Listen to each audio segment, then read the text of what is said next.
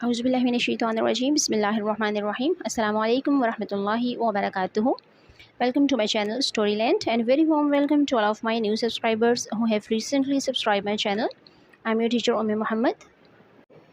I hope all of you are fine and doing well. Today we are going to read the first poem of New Oxford Modern English Book 6, and the name of this poem is A Mother to Son.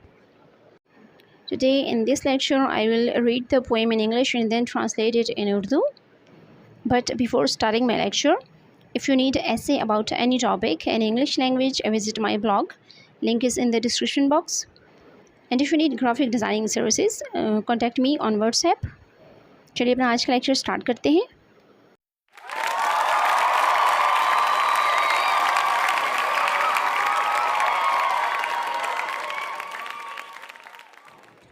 اللهم انفعني بما علمتني وعلمني ما ينفعني وزدني علما والحمد لله على كل حال.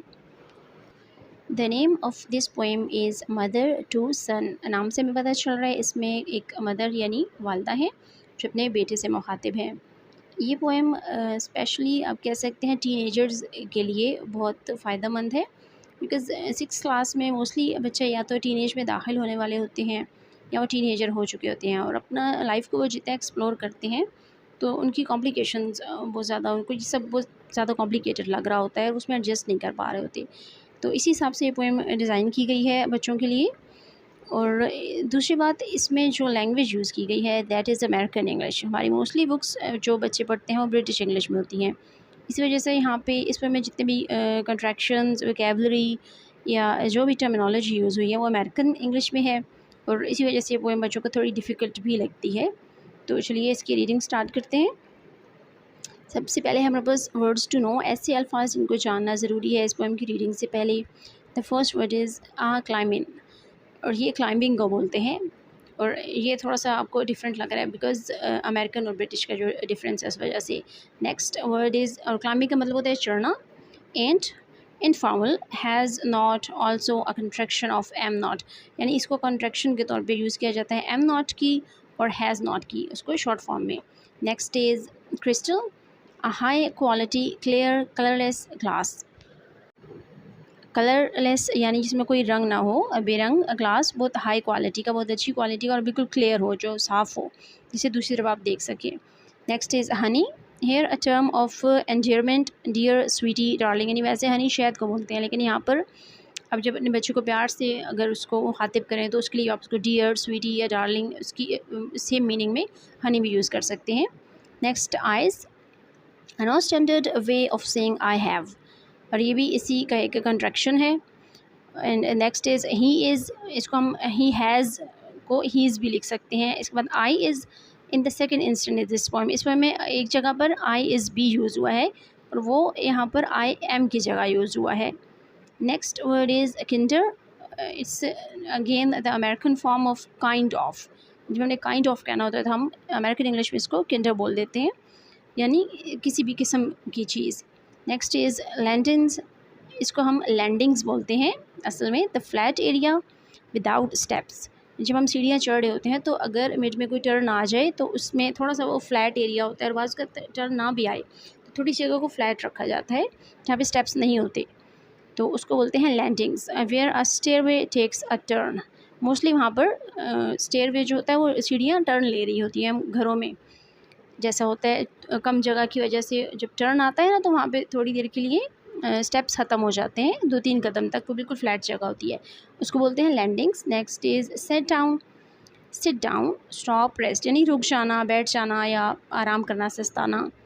इसके बाद है splinters, sharp slender pieces of would broken of from the main body, यानी लकड़ी के कोई बड़ा सा टुकड़ा है अगर तो उसके साथ अगर आप उसको टच करें तो बिल्कुल स्मूथ नहीं होता जब तक उसको फर्नीचर बनाने के लिए रगड़ा नहीं जाता या पॉलिश वगैरह नहीं किया जाता. तो छोटे छोटे छोटे छोटे तिनके टाइप की उसकी जो बॉडी है ना वो आपकी स्किन को चुभ रही होती है, उसको बोलते हैं splinters. Next is tax, short nails with a flat head, छोटी छोटी कीलें जिनके सिरे ऊपर से फ्लैट होते हैं. Use for holding down a carpet for example, और इनको मोस्टली हम छोटी चीज़ों को जोड़ने के लिए यूज़ करते हैं. जैसे अब कारपेट को एक जगह पर होल्ड करके रखना है तो उसके लिए हम इन कीलों को यूज़ करते हैं. बड़ी कील नहीं है, छोटी कील को हम बोलते हैं टैक्स. इसके बाद हमारे पास पोएम स्टार्ट हो जाती है। Well son I tell you, अच्छा बेटा मैं तुम्हें बताती हूँ। Life for me, life mean ज़िंदगी, फॉर मी मेरे लिए, and been no crystal stair, यानी मेरी ज़िंदगी मेरे लिए अगर शीशे से बनी कोई शफाफ सीढ़ी नहीं है। और यहाँ पे एक और कॉन्सेप्ट यूज़ हुआ है इस पोएम में जिसको हम मेटाफर कहते हैं।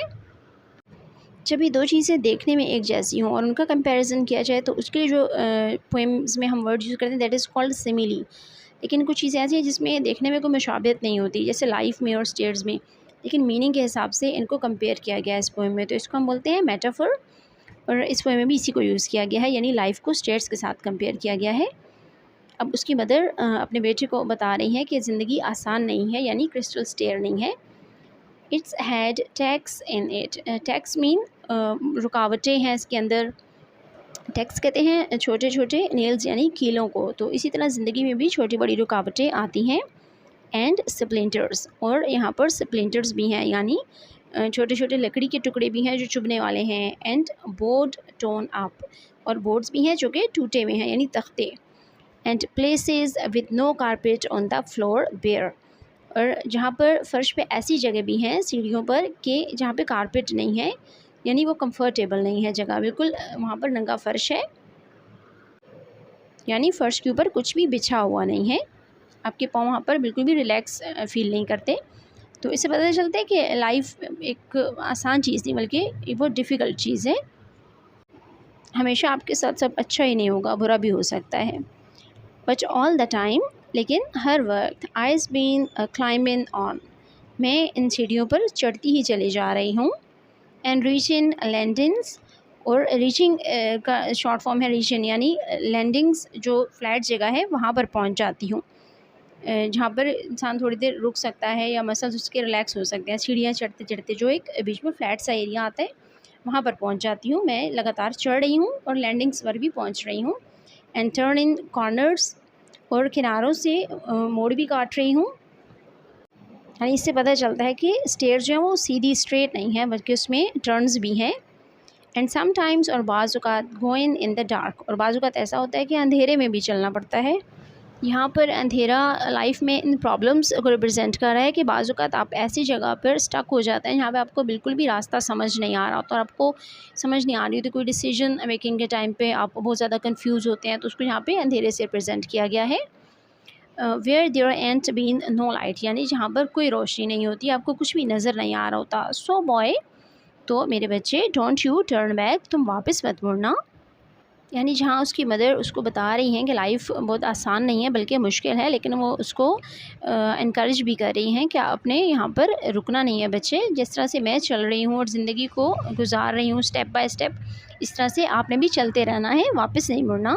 Don't you set down on the steps, और ना ही तुमने बैठ जाना है स्टेप्स पर। Because you find its kinder hard, क्योंकि हो सकता है तुम्हें ये काफ़ी मुश्किल लगे। डोंट यू फॉल नाउ, तुमने गिरना भी नहीं है। For eyes still going Honey, क्योंकि मेरे प्यारे बच्चे मैं भी तो चल रही हूँ अभी तक, यानी मेरी लाइफ में भी ऐसे ही प्रॉब्लम्स थे लेकिन मैं अभी तक चल रही हूँ और स्टेप बाय स्टेप सीढ़ियों को चढ़ रही हूँ, यानी ज़िंदगी की सीढ़ी को चढ़ रही हूँ। तो तुमने थकना नहीं है, तुम अभी बच्चे हो और तुम तो ज़्यादा एनर्जेटिक हो। तो यहाँ पर उसकी मदर अपने आप को उसके लिए as a role model show कर रही हैं कि आपने मुझे देखकर चलते रहना है। आई इज़ स्टिल क्लाइंबिंग, मैं अब भी चढ़ रही हूँ। And life for me and been no crystal stair, और मेरी ज़िंदगी भी इतनी आसान नहीं है जैसे कोई क्रिस्टल की सीढ़ियाँ हो। This was the end of this poem. Hope you liked it. And if you want to learn more, please like and share my videos and subscribe my channel. Thank you for watching. Subhanakallahumma wa bihamdika nashhadu an la ilaha illa anta nastaghfiruka wa natubu ilayk. Wassalamu alaikum wa rahmatullahi wa barakatuhu.